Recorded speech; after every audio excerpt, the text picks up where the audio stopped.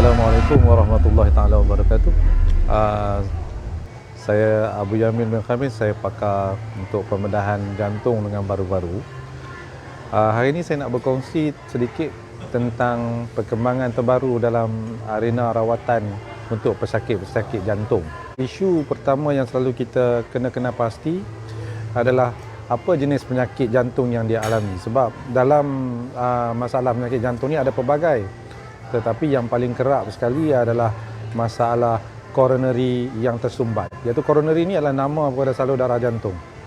Dan dalam coronary yang tersumbat ini memang ada pilihan dalam rawatan yang disediakan.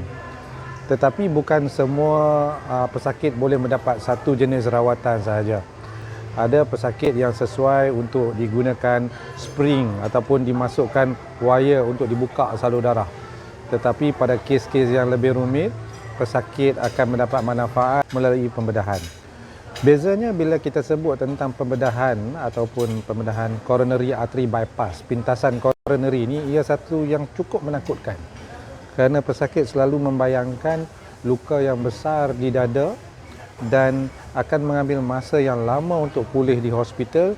Seterusnya selalu diberikan cuti sakit yang sampai 2 bulan ke 3 bulan sebelum boleh pulang ke tempat kerja. Telah timbul satu kaedah pembedahan di mana kita dapat memberikan hasil yang sama baik seperti pembedahan pintasan coronary yang dibuat secara konvensional.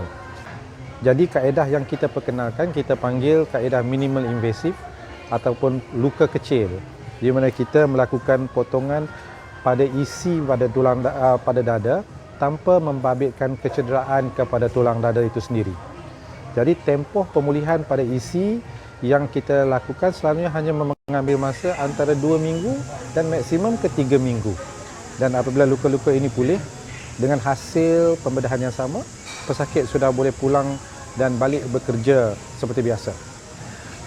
Kaedah ini mula diperkenalkan sekitar 10 tahun lalu di Amerika dan cuma mula diperkembangkan lagi setelah mendapat tempat di Eropah dan juga di Jepun. Di negara kita ia telah diperkenalkan sekitar 4 tahun lalu dan buat masa sekarang ianya ada dilakukan di sekitar 4 buah tempat pembedahan dan hanya di kalangan beberapa orang pakar bedah yang memahirkan diri untuk melakukan pembedahan ini. Ianya kita lazimnya membuat potongan sekitar 8 cm di bawah bahagian tepi dada kiri, dan ketika dibuat pembedahan itu kita tidak merehatkan jantung seperti kaedah konvensional. Ianya dilakukan menggunakan peralatan yang khas supaya kita dapat melakukan sambungan salur darah kepada jantung yang masih berdegup dalam keadaan yang lebih terkawal. Yang baiknya dalam kaedah ini ia membolehkan pesakit merasa selesa selepas pembedahan dan lazimnya dia tidak membabitkan pendarahan yang banyak kerana ianya tidak memerlukan jumlah ubat cair darah yang terlalu tinggi, dan kemampuan jantung untuk berdegup dipertahankan dengan baik tanpa ada kesan samping daripada ubat. Malah risiko untuk pesakit mengalami komplikasi ketika pembedahan jantung juga dapat dikurangkan kerana kita tidak menggunakan mesin bantuan seperti hadlang mesin ketika prosedur ini. Lazimnya kita akan mengambil urat darah daripada dalam dada, iaitu salur darah internal mammary artery, dan juga salur darah daripada tangan ataupun daripada peha.